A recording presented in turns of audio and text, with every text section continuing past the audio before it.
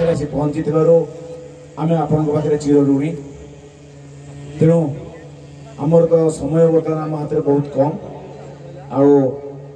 आपण मुखर आम दुई पद आशीर्वाद कथा कहले आम खुशी हबू से जो राम रावण विषय अच्छी सी भी दुई पद कथा कहले आम खुशी हबू एवं कर्मकर्ता मान खुशी हे।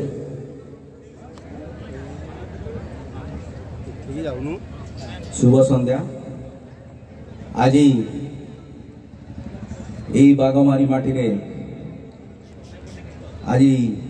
आमर जो रामलीला आयोजन होती आमर रघुनाथ नाट्य तरफ आपण मानकर एठिकार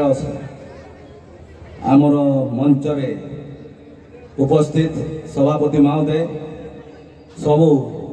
नाट्य संसद कर्मकर्ता माने आमर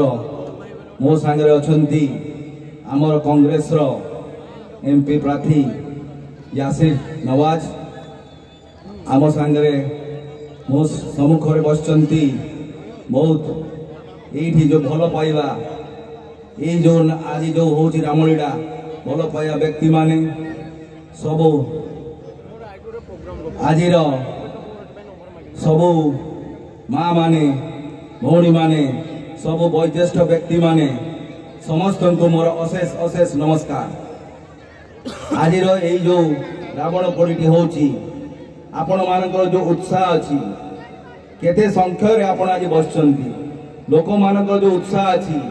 आमे जेतले प्रथम पड़ी पहुँचलु जो उत्साह देखिलु लोक मानकर जो उत्साह देखिलु समस्त उत्साह देखिलु जे आपण माने आज भी सेई रामवाणी कथा मन रखिचंती सेई उत्साह सहित आमको आनिबारु मु समस्त को धन्यवाद कृतज्ञता ज्ञापन जणाउछि। आज केते आपण माने देखुथिबे जे आज भी लोक माने आमर जो अछि नाटक कि आमर आमर जो भी जा होची भल पाइले भी समस्ते टिके पाश्चात देश आड़ को तांकर जा सभ्यता अच्छी से आड़ को समस्ते चली जाऊँचे भी आज आपण मैंने यहीटा को मन रखिंट रामवाणी की मन रखिंट राम को कथा को मन रखिंट रावण पोड़ी आज भी ये होची बहुत जगह होची आपण देखिए भुवनेश्वर रे भी ये हुए शहीद नगर हुए किंतु आपणकर बाघमारी रे जो भाया होची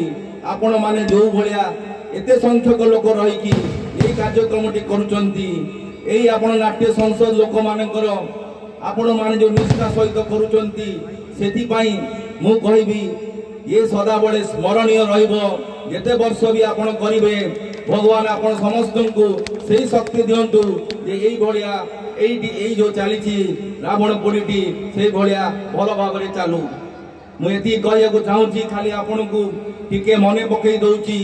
जे मो पिता स्वर्गीय जानकी वल्लभ पट्टनायक ये बहुत थर आई बाघमारी को बहुत भल पाती ये बेगुनिया बोलगड़ लोक मान को बहुत भल पाती आउ सी जिते भी आसती आपण मानकर उत्साह आपण मान को से एते भल पाती जे तांको द्वारटी सदा बड़े खोला थाए आपण जेते बड़े जाइचंती तांको जे देखा करिचंती तांको समस्या आगो से बुझंती आपण मानक समस्या आगो बुझंती तापरे से आउकार बुझंती काहे कि ना से आपण को परिवार बोली भावंती बोलगड़ बेगुनियावासी हेले तांकर परिवार परिवार कथा परिवार दुख सुख बुझिला परे आउ को कथा से बुझुथिले मुझे आज दुखर कथा जे आज यहीटा तो गोटे आमर होची मंच रे बेसी किसी कहया कथा नुह किंतु एति खाली मन पकई दउची आज आपण मानकर जे भी रहउचंती विधायक होउचंती देखा करवा बहुत कष्ट होउची सेति पई हम कहूची जे आपण माने मोर बापा को एते भल पाउथिले आ से भी आपण माननकु सदा बळे ताको हृदय रे रखुथिले सेति पई मु आपण को आउ थरे समस्त को बहुत बहुत धन्यवाद दउची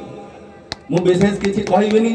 मु एति कहबी जे एई माटी रे यदि मते भी गोटे सुजोग देबे मु आपण पाखरे सदा बळे रहिबी आज भी अच्छी जिते मत चाहिए जो भी चाहिए मुझे निश्चय आपण पाखे रही जिते मत जोगाजोग करने को चाहिए मुझे रही आपण मोर मोबाइल सदा बड़े खोला आ मोर भी आपण सदा बड़े खोला जिते आसबे आपण को निश्चय स्वागत करी आउ किसी कहबी विशेष ये कहबी जो जो जो कार्यकर्ता माने जो माने अछंती ए कामटी करूचंती और उन्नति धरणर करंतु आपणकर जो एई भलिया जो पौराणिक एई जो रावण पोड़ी करूचंती सेठी बहुत उच्चतर चालू भगवान आपण मान को मंगल रखंतु एई बागमारी माटी लोक माने सदा भल भल रही थांतु आ सुखरे रहंतु एथि कई भाषण सांग करची जय जगन्नाथ एवं धन्यवाद मते डाकिथिबा प्रथमे मो सामने बसथिबा मो प्रिय वीर बाघवरीवासी उपस्थित मो बड़ भाई पृथ्वी बल्लभ पट्टनायक महोदय रावणपोड़ी सभापति एवं सरपंच मानस चंद्र विश्वास महोदय सर्वप्रथमे मु धन्यवाद जनइबी ये कार्यक्रम जो मैंने आयोजन करचंती एवं खोर्धा माटीर जो इतिहास को एते भल भाव परिचालना कले समस्त को से वीर मानकर पाइकर कथा मन पकड़े बोली आज ये बाघमारी रावणपोड़ी सारा ओडिशा प्रसिद्ध केवल खोर्धा जिलार नहीं आप जो ए बाघमारी रावणपोड़ी कथा समस्त मुहर चर्चा होता है क्योंकि एते सुंदर भाव ये कार्यक्रम को आयोजन करचंती एवं भल भाव सारा ओडिशा प्रसिद्ध कर कमिटीर समस्त कर्मकर्ता मान को धन्यवाद जनइबी समय अभाव अच्छी मो गुर्जर मान मो बड़ भाई मो समस्त को मोर केवल आशीर्वाद कामना करी मो समस्त सारा भारत वर्ष जी एमपी छिड़ाई मो सबठू कनिष्ठ एमपी प्रार्थी समस्त सान एति कही मो पर आशीर्वाद रखी। नमस्कार, जय जगन्नाथ।